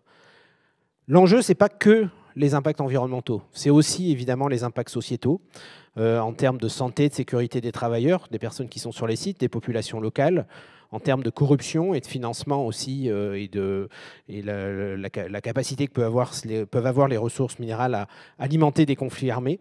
Et donc par rapport à ça, aujourd'hui, on a vraiment des modifications, notamment au niveau des conditions de travail extrêmement fortes qui sont à l'œuvre, hein, avec aujourd'hui, on ne s'en rend pas compte, mais une automatisation, une robotisation et un pilotage à distance de toutes ces opérations qui sont possibles et qui font qu'aujourd'hui, on peut avoir des choses qui sont, comme vous voyez sur les photos en bas, beaucoup plus du ressort qui ressemble beaucoup plus à ce qu'on peut faire en 2025 que l'image qu'on a les uns et les autres de la mine telle qu'on a pu la connaître dans le passé. Évidemment, tout ça, ça se mettra en œuvre sur des installations industrielles. Et donc, on aura toujours la question de la mine artisanale et qui sera toujours... toutes ces innovations seront toujours plus complexes à mettre en œuvre sur ces petites mines qui ont souvent un impact plus fort sur l'environnement. Parce qu'en fait, il faut bien vous dire que plus vous allez prendre soin de l'environnement au sens large, qu'il soit naturel ou que ce soit les populations, plus quelque part, ça va coûter un peu plus cher que si vous faisiez rien. Et donc forcément, sur des mines artisanales qui sont souvent, je dirais, avec les coûts réduits au minimum, c'est souvent là qu'on va avoir malheureusement les impacts les plus importants. Et ça pose la question de comment on peut du coup organiser la mine artisanale. Et je pourrais en reparler tout à l'heure parce qu'on contribue à des initiatives en ce sens en Afrique. Donc la mine responsable, c'est tout bêtement essayer d'appliquer à l'échelle de la mine les principes du développement durable, hein, donc trouver le compromis entre la sphère écologique, entre la sphère sociale et entre la sphère économique. Hein. Et alors c'est pas juste déclamatif, l'objectif c'est d'avoir des standards. Vous voyez que l'ONU aujourd'hui comptabilise plus de 90 initiatives parce qu'on est encore dans une phase de bouillonnement, mais l'idée à terme c'est qu'on ait des standards qui soient transparents, qui soient auditables par des ONG, par des tiers. Il ne suffit pas qu'une entreprise se déclare responsable ou déclare que son activité est responsable. Il faut que ça puisse être certifié, il faut que ça puisse être contrôlé. Et c'est tout l'enjeu d'un sujet sur lequel l'Europe investit fortement et la France aussi, parce que c'est une condition sine qua non de redémarrage des activités minières dans nos pays. Et c'est également les contraintes les contraintes qu'on souhaite mettre demain sur les importations qu'on pourra faire de métaux. Sinon, on aura toujours des métaux moins chers qui arriveront de l'étranger par rapport à ce qu'on pourra produire chez nous. Donc il y a un certain nombre de... Je ne vais pas détailler tout ça, mais vous voyez qu'il y a eu, peut-être que certains ont suivi ça, ce qu'on appelle le passeport batterie. Quand vous achèterez un véhicule électrique, dans quelques années, il aura un passeport environnemental qui décrira exactement l'impact qu'il a pu créer. Et puis également pour dire qu'il y a des initiatives politiques, donc à l'époque sous l'égide des États-Unis, on verra comment ça évolue dans le monde d'aujourd'hui, mais pour porter ces nouveaux standards, et la France qui contribue très largement, le BRGM en particulier pour le compte de l'État, animant la formation des acteurs, en particulier en Afrique, et leur capacité à maîtriser finalement ces sujets. Un petit mot de conclusion, avant de vous laisser la parole, pour dire que donc, sur tous ces sujets, vous avez compris qu'on a des besoins qui sont croissants. Encore une fois, ce n'est pas des besoins pour brûler des métaux comme les énergies fossiles, c'est pour construire une infrastructure. Ça n'a rien à voir, c'est une fois qu'elle sera construite, elle sera là. Évidemment que la sobriété et l'éco-conception doivent être mises en place, déployées pour réduire autant que faire se peut la demande. Malgré tout, ça ne l'effacera jamais. Et donc, on a effectivement des besoins de trouver une manière de répondre à ce besoin. Et aujourd'hui, dans un contexte où on dépend des importations, évidemment, ça crée de nouvelles dépendances géopolitiques. Vous avez compris aussi, je pense, que l'industrie va avoir du mal à répondre à la demande par rapport à la trajectoire qui est proposée aujourd'hui. Donc ça suppose évidemment de se reposer cette question de la trajectoire de décarbonation qui vise évidemment à lutter contre le changement climatique, avec deux éléments sans doute que je souhaitais également mettre dans le débat. Le premier, c'est qu'on a aujourd'hui des trajectoires qui visent à développer et à combiner, en particulier en France, énergie renouvelable et nucléaire. N'oublions pas qu'elles ont chacun leurs avantages et leurs inconvénients, mais que le nucléaire notamment est très peu consommateur de métaux par rapport aux renouvelables. Donc ça peut être aussi, et d'ailleurs ça explique pourquoi la France a sans doute moins besoin que d'autres pays. Et puis n'oublions pas aussi qu'il ne faut pas oublier qu'il n'y a pas que de l'électricité, il y a aussi beaucoup de chaleur dans nos usages énergétiques. Et la chaleur, il peut y avoir d'autres sources de chaleur décarbonées que ce qu'on connaît. Et je pense en particulier à la géothermie qu'on connaît bien au BRGM. Dernier point, donc de forte dépendance pour nos pays et pour l'Europe vis-à-vis de l'international, vis-à-vis de la Chine. Et donc, évidemment, derrière, ces dépendances ont des impacts industriels, économiques, géopolitiques, si ce n'est sociétals, qui sont extrêmement fortes, qu'il faut qu'on appréhende correctement. Et donc, tout ça nécessite évidemment beaucoup d'efforts de pédagogie. Et je pense que c'est important que chacun se saisisse de cette question qui, au-delà de l'industrie, je dirais, interroge finalement notre modèle de société, interroge aussi l'avenir de nos démocraties, et c'est bien qu'on puisse avoir les débats comme celui qu'on a ce soir. Et j'aurai plaisir à répondre à vos questions dans les minutes qui suivent. Merci beaucoup.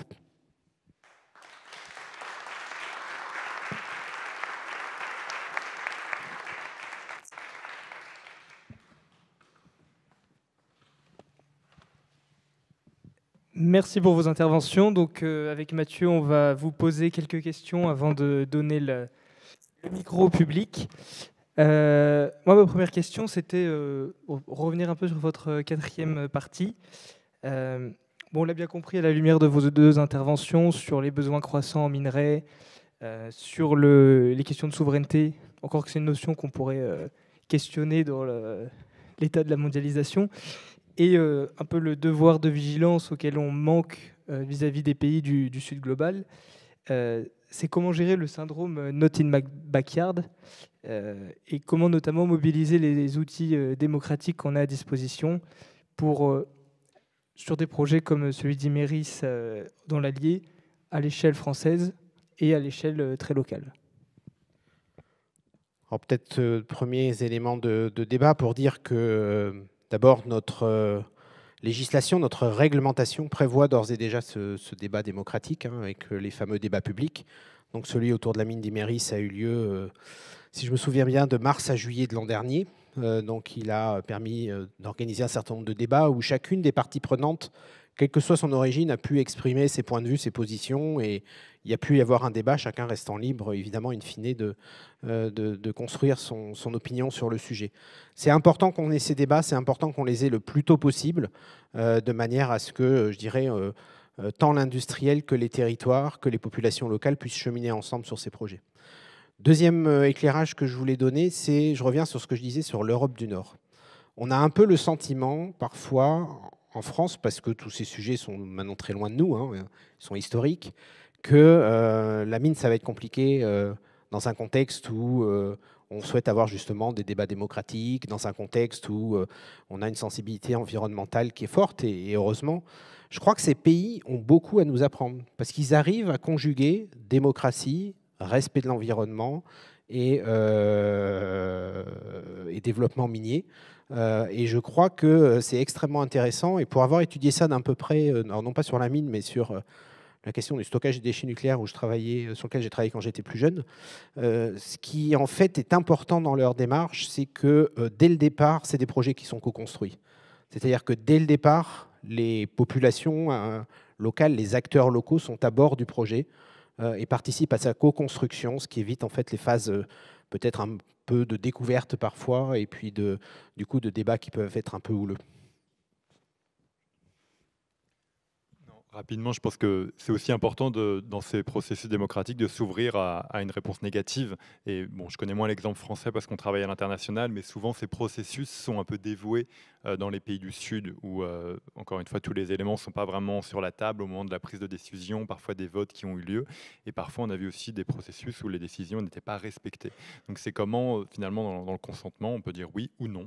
Et c'est comment avoir vraiment ce pouvoir de le dire, surtout quand il y a des stratégies offensives dans certains pays pour développer déjà ces ressources, donc finalement des décisions qui sont parfois difficilement annulables. Donc avec parfois l'impression dans certains pays un peu de simulacre de consultation malheureusement. Vous nous avez beaucoup parlé donc, de l'importance de nouveaux projets et d'investissements à la fois pour regagner une certaine souveraineté en termes de minerais et pour la transition écologique.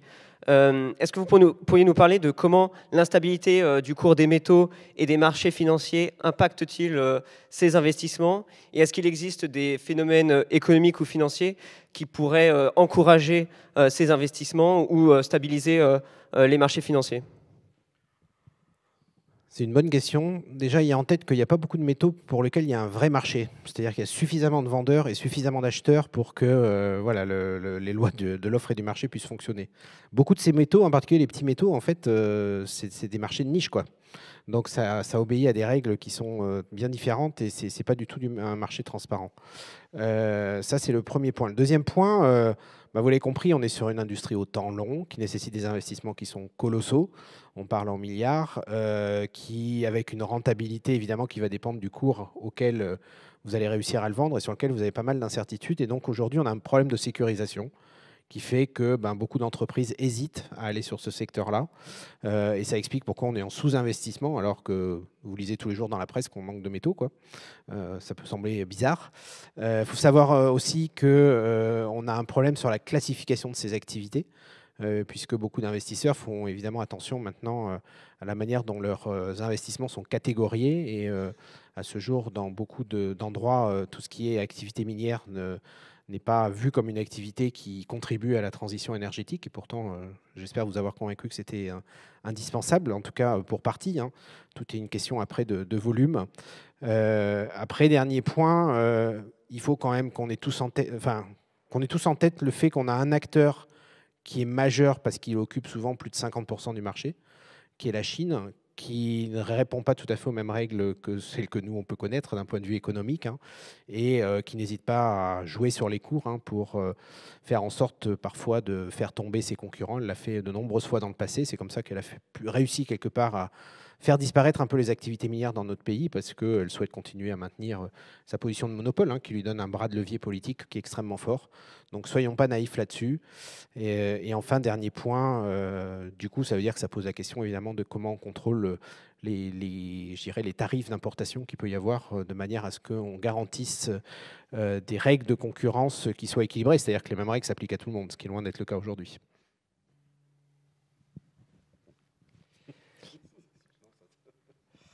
L'un des derniers intervenants est venu au centre, c'était Bertrand Badré, qui est l'ancien directeur de la Banque mondiale, qui avait beaucoup insisté sur la notion de confiance pour réussir la transition énergétique et transition écologique avec une visée un peu globale et pas juste les pays européens et occidentaux.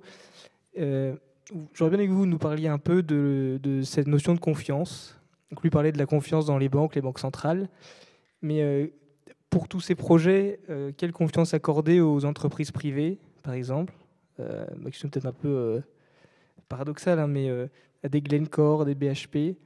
Et quelle confiance accorder aux États, aux agences d'État comme les vôtres, le BRGM ou aux communautés d'États, notamment l'Union européenne? Et un peu en sous-question, finalement, c'est quoi quelle peut être une place ajustée des États dans une transition énergétique juste au niveau des minerais?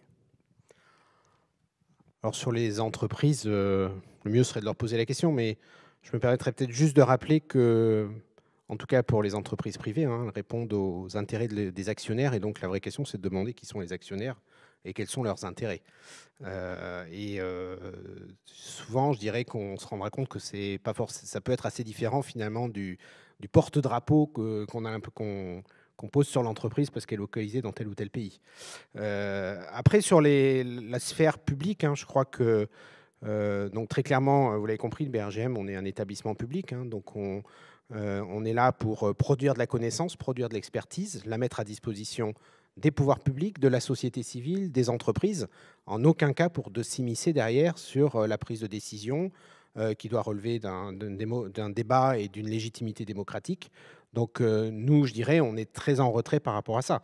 On est là pour faire en sorte qu'il y ait un débat éclairé et qu'il y ait des décisions éclairées qui soient prises. Mais c'est ensuite le rôle, je dirais, de nos gouvernants, de nos élus et de tout notre processus démocratique que de prendre ces décisions-là ensuite d'investir ou d'ouvrir une mine ou de je ne sais quoi d'autre. Donc nous, on n'est pas du tout impliqués dans ces prises de décision. C'est important de le rappeler.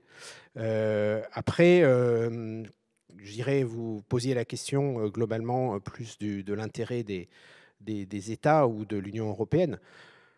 Je crois que la motivation de nos pays sont assez clairs là-dessus. C'est vraiment comment est-ce qu'on peut réussir à mener la transition énergétique en temps et en heure. Je crois qu'on est tous convaincus et mobilisés dans l'objectif de la neutralité carbone au milieu du siècle. Et sans infrastructures qui nous permettent de produire de l'énergie décarbonée ou de faire de la mobilité décarbonée, on n'y arrivera pas. Donc après, évidemment, il faut un débat sur le niveau, je dirais, de consommation, de production, etc. Mais quoi qu'on fasse, on aura des besoins. Donc ça, c'est indispensable et donc on aura besoin de ces activités. Encore une fois, plus un regard du Sud, mais malheureusement, enfin, pour l'avoir vu avec beaucoup de partenaires, dans beaucoup de contextes, la confiance, elle est rompue, enfin, elle n'existe plus. C'est des contextes tellement conflictuels où parfois même des personnes ont perdu la vie dans l'opposition à des projets miniers ou autres, que le focus, il n'est pas tellement sur les entreprises qui, oui, répondent aux intérêts de leurs actionnaires, à une logique lucrative, mais comment aussi garantir que l'État puisse assurer son rôle de défense, assurer parfois le respect des règles existantes qui sont parfois déjà importantes, mais loin d'être respectées. Donc mais on sent qu'il y a un peu un délitement de cette confiance et parfois même des luttes qui peuvent qui peuvent un peu se fatiguer dans des espaces de négociation perpétuels, mais qui mènent pas vraiment à des changements. Et après, il y a des histoires aussi de réussite, donc ça, faut aussi le mettre en avant, où parfois il y a des concertations qui peuvent fonctionner, il y a des études d'impact environnementaux, parfois qui n'intègrent pas le nouveau périmètre du projet minier, donc il faut les refaire, et parfois l'État reconnaît sa faute, et les entreprises aussi. Donc nous, on a aussi pas mal d'exemples, parfois par le chemin de la justice aussi, qui ont mené un peu à une médiation des conflits. Mais souvent, c'est une réalité quand même très forte. Nous non plus, on n'impose évidemment pas de vue, et c'est plutôt l'accès à l'information. Mais on constate, oui, que voilà, il y a un enjeu de reconstruction du lien souvent, mais plutôt que l'État reprenne son rôle et l'assure. Peut-être juste un élément complémentaire, juste en illustration, pour dire qu'au BRGM, on est impliqué maintenant depuis 8 ans dans un grand programme financé par l'Europe pour former les cadres des services géologiques africains. Donc on a formé aujourd'hui à peu près 1800 cadres pendant ces 8 années. L'objectif, c'est vraiment qu'ils soient à bon niveau pour être capables de discuter d'égal à égal avec les entreprises minières, quel que soit leur pays, quel que soit leur objectif. Et également, on les aide à développer vraiment la bonne législation pour avoir la maîtrise de leur sous-sol, avoir la maîtrise des permis d'exploitation et être capable également de ne pas se faire, de respecter leurs droits et de défendre leurs droits vis-à-vis d'acteurs industriels qui parfois effectivement peuvent avoir tendance à vouloir sous-évaluer leur production, par exemple, pour payer moins d'impôts. Donc voilà, c'est un vrai programme, c'est financé par l'Union européenne. On attaque la 3e phase, on repart pour à nouveau 4 années de plus et avec un financement européen de 20 millions d'euros pour les 4 années qui viennent et dans lequel participent quasiment tous les services géologiques européens. Merci beaucoup pour ces échanges. On va pouvoir maintenant faire participer l'Assemblée.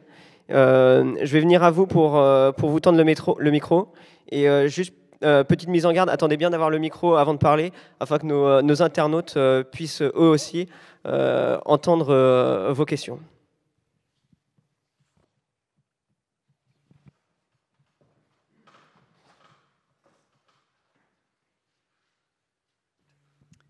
Bonjour, j'avais 3 questions. La première, c'est qu'actuellement, il y a des grands bassins de rétention de boue extrêmement toxiques.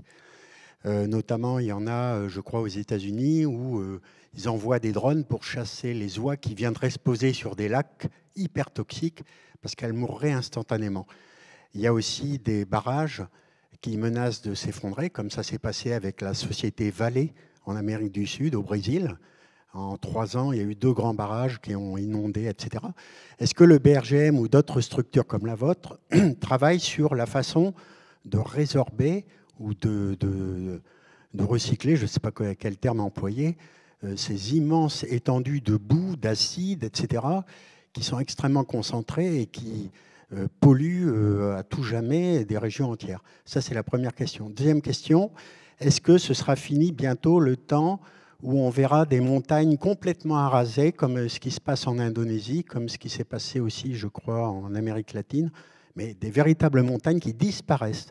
Donc ça, est-ce que dans les mines propres, on ne le verra plus?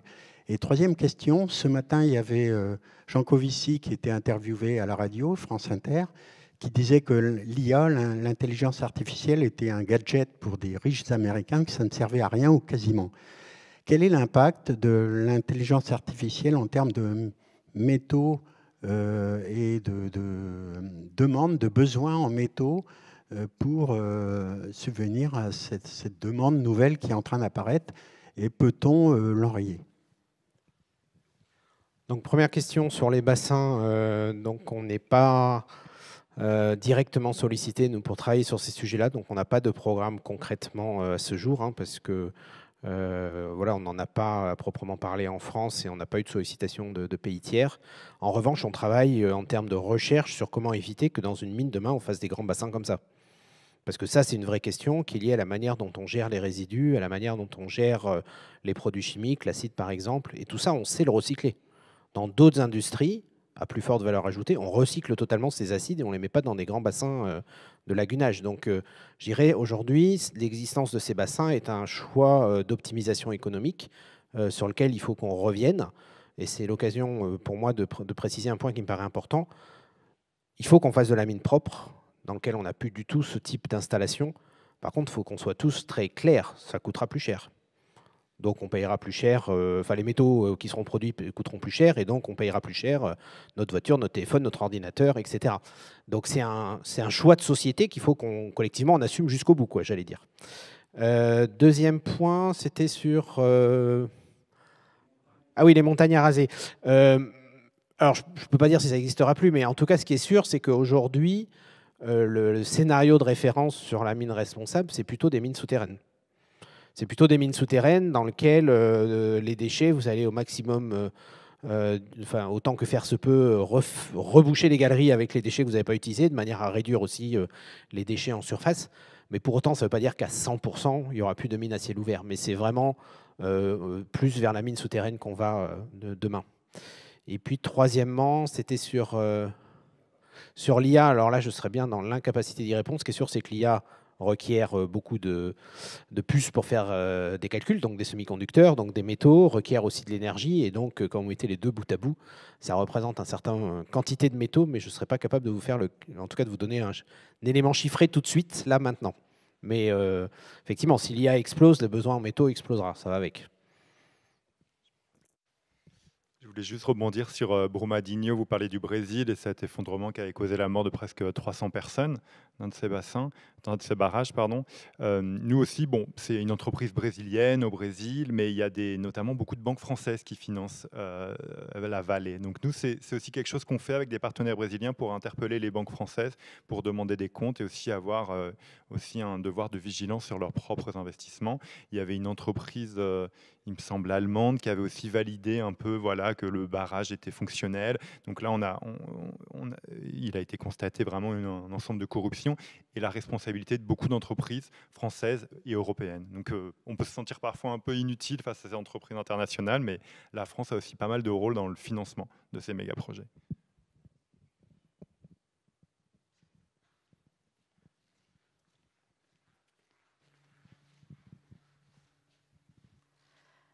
Bonjour, alors merci beaucoup pour vos présentations qui étaient très intéressantes. Moi j'avais une question plutôt sur les mines in situ qui sont utilisées notamment pour l'extraction de l'uranium. Je pense par exemple à Katko au Kazakhstan.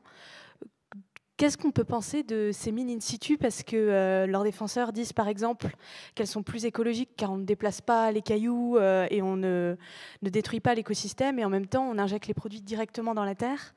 Et donc, on peut se poser des questions sur le caractère durable et écologique de ces mines.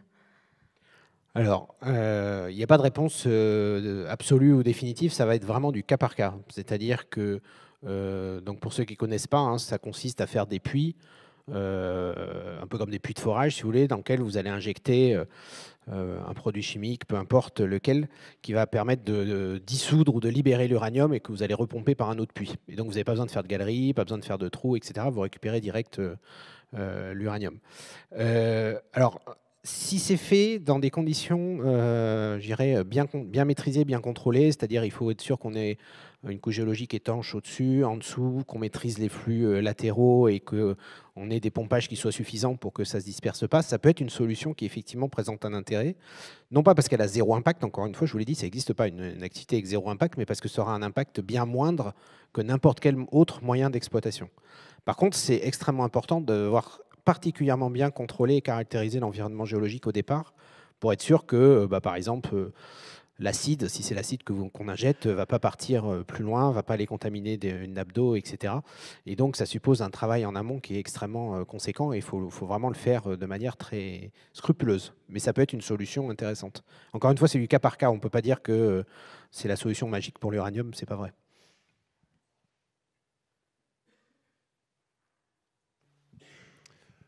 Moi, je suis intéressé par comprendre comment des pays comme le Canada, la Chine et sûrement plein d'autres arrivent en Afrique, peut-être en Amérique latine, et exploitent des mines. Enfin, par quel processus ce minerai s'en va après en Chine? Les pays locaux, enfin, ouais, les pays où l'exploitation se fait, qu'est-ce qu'ils en retirent finalement? À part beaucoup de problèmes, sûrement. Alors, je ne sais pas si c'est la même situation dans tous les pays, mais moi, des pays que je connais où j'ai pu aller, vous avez un État qui a des ressources minérales dans son sous-sol, qui souvent est un État qui cherche de l'argent pour financer son développement, et donc il va vendre des permis d'exploration d'abord, puis des licences d'exploitation à une entreprise étrangère pour qu'elle exploite ses ressources, modulo évidemment des taxes sur les quantités qui sont produites. C'est là d'ailleurs où il est extrêmement important que le pays en question soit capable de bien contrôler la réalité de ce qui est produit, parce que évidemment, si l'entreprise déclare que la moitié de ce qu'elle a réellement produit, il touchera que la moitié des taxes qu'il aurait dû toucher. Donc le principe, il est finalement assez simple et assez similaire à ce qu'on peut trouver dans nos propres pays, hein, ou en tout cas sur les pays européens qui ont continué à avoir de la mine. Après, toute la difficulté, c'est d'avoir je dirais un État suffisamment fort pour contrôler ces entreprises et pour avoir la compétence. C'est pour ça que nous-mêmes, on contribue à former les cadres, par exemple en République démocratique du Congo, pour qu'ils soient capables de discuter d'égal à égal avec les géologues des entreprises chinoises et qu'ils soient capables quelque part de tenir l'intérêt de leur propre État ou de leur propre pays face à l'entreprise étrangère. Peut-être une dernière question ? Oui, bonsoir. Alors moi, j'ai deux questions qui tournaient autour de l'automobile. Donc, vous avez montré un schéma où on voyait que c'était une petite part des métaux. Je me demandais à quelle allure aurait ce schéma si on était dans un mode où l'électrique remplace le conventionnel. Ça, c'est la première question. Et la deuxième question, c'est, vous avez dit les métaux, ça sert beaucoup pour construire les infrastructures et plus trop pour être du consommable. Aujourd'hui, je ne maîtrise pas trop, mais j'ai l'impression que les batteries sur les voitures ont une certaine durée de vie. Est-ce que ça ne représente pas du consommable? Est-ce qu'on sait récupérer les métaux? Si on ne sait pas aujourd'hui, est-ce qu'on pense savoir le faire demain? Alors oui, on sait recycler. Et il faut qu'on recycle au maximum, ce qui veut dire aussi que quand on conçoit quelque chose, aujourd'hui, il faut qu'on le conçoive en se disant, tiens, dans 15 ans, il y en a qui vont vouloir le recycler. Et ça a des conséquences sur la manière dont on le conçoit, ce qu'on appelle l'éco-conception. Donc oui, aujourd'hui, pour reprendre l'exemple des batteries, on sait les recycler. Encore une fois, la physique fait qu'on ne récupère pas 100% de ce qu'il y avait dedans au départ. Mais on a aujourd'hui plusieurs types de procédés qui ont été développés selon la typologie des batteries. Il y a même des projets d'usines qui sont en construction. La difficulté, c'est qu'aujourd'hui, on n'a pas encore de batteries usagées. Donc aujourd'hui, la seule chose qu'on peut recycler, c'est des rebuts industriels. Parce que quand vous produisez une batterie, surtout au démarrage, vous avez quand même des quantités de rebuts qui sont assez importants. Et ça permet de démarrer une première industrie, mais qui pour le moment vivote, parce que les premières batteries lithium-ion qui vont arriver en fin de vie, je ne sais pas quand est-ce qu'ont été les premières voitures, mais ça fait peut-être il y a 4-5 ans. Si on dit que c'est 15 ans durée de vie, ben voilà, c'est pas avant 10 ans, quoi. Et donc, on a cette difficulté qui, d'ailleurs, d'un point de vue stratégique, pose problème, parce que la Chine a démarré plus tôt que nous sur les véhicules électriques, donc ils vont démarrer plus tôt que nous leur industrie de recyclage. Et donc, on peut se poser la question, comment on fait pour faire en sorte que l'industrie de recyclage elle soit européenne, en tout cas pour nos voitures demain, et qu'elle ne soit pas chinoise? Parce qu'ils vont démarrer avant nous, donc ils vont avoir une industrie mature sur ce sujet-là avant nous. Donc, d'où tout le débat qu'on peut avoir sur comment... j'allais dire, quelque part, on maîtrise ou on réglemente les échanges internationaux sur ces questions pour éviter qu'on se fasse toujours submerger par des technologies étrangères et qu'on préserve le développement du marché européen. Peut-être une dernière question, si certains sont intéressés. Merci beaucoup. Vers la fin, vous avez parlé de l'exploitation artisanale que vous programmez de réorganiser. Est-ce que vous pouvez nous dire quelques mots sur la manière dont vous envisagez organiser cette exploitation? Et puis, cette exploitation artisanale marche de pair parfois avec l'exploitation des enfants. Je ne sais pas comment ça se passe en Amérique latine. Et une autre question, c'est une peur que j'éprouve. Vous avez parlé de la récupération par la Chine de la place centrale en ce qui concerne le marché de métaux et de minerais, et que, vu cette place-là, les autres pays envisageaient de faire une course concurrente à la Chine. Et cela est-il sécurisant à l'heure de la transition écologique? Faire concurrence à un pays qui se trouve un peu en avance, alors que nous sommes à l'heure de la transition écologique, est-ce qu'on sera en sécurité? Merci. Alors, la première question sur la mine artisanale. On n'a pas l'ambition de changer la mine artisanale, nous, avec nos petits bras BRGM en Afrique. Je crois qu'il faut que les choses soient claires. C'est un immense continent. Non, par contre, on essaie de faire émerger des pratiques et d'aider à ce qu'on ait des projets de mines artisanales qui soient viables. On a notamment un programme financé par l'Europe qui s'appelle Africa Maval et qui vise justement à trouver, identifier des petits projets comme ça de mines artisanales sur lesquels on pourrait faciliter des investissements, à ce qu'il y ait des investisseurs qui viennent de manière à ce qu'ils puissent se développer. La mine artisanale ne se développera pas de manière responsable s'il n'y a pas une vraie volonté dans les pays en question, parce qu'il faut aussi qu'il y ait des filières, je dirais, de revente du minerai qui soient sécurisées. Je sais que pareil, la RDC sur le sujet a pris des initiatives intéressantes sur le cobalt, de manière à ce que les matières qui soient produites ne retombent pas dans une logique de préemption, etc. Mais c'est un sujet particulièrement complexe. Je dirais, notre rôle, on a beaucoup de mal à aller plus loin, à développer des technologies ou des savoir-faire qui soient adaptés à l'échelle d'une telle mine. Après, je dirais, le déploiement sur le terrain, ça relève des pouvoirs publics locaux. Sur la question de la place de la Chine, il ne m'appartient pas de répondre à cette question-là, soyons clairs. C'est une question vraiment de positionnement diplomatique et géostratégique à l'échelle mondiale et pour les années qui viennent. Néanmoins, je crois qu'il ne faut pas être naïf sur ce que, je dirais, les stratégies des uns et des autres. Donc la stratégie chinoise est très claire, elle est écrite et ils ne s'en cachent pas. Hein, c'est devenir la première puissance technologique et politique à l'horizon du milieu du siècle. Donc après, à nous de voir si ce projet, qui est leur projet national, hein, que je n'ai pas commenté, est compatible avec nos propres ambitions démocratiques, sociétales, tout ce que vous voulez, ou les pas, et en fonction de prendre les postures qui conviennent. Mais voilà, la maîtrise des filières d'approvisionnement n'est pas dénuée d'arrière-pensée et s'inscrit dans un projet politique qui est beaucoup plus global de refonte de l'ordre mondial. Non, j'ai pas grand-chose à rajouter. Malheureusement, c'est une réalité qui est très forte aussi en Amérique latine, mais que je connais pas directement parce que nos partenaires sont pas engagés. Mais c'est reconnaître aussi que c'est le moyen de vie de beaucoup de personnes avec des risques effectivement très forts. Donc, il y a des associations qui travaillent spécifiquement, notamment sur les risques pour la santé et autres, mais pour aussi reconnaître que c'est voilà, un facteur de vie de beaucoup de milliers de personnes aujourd'hui.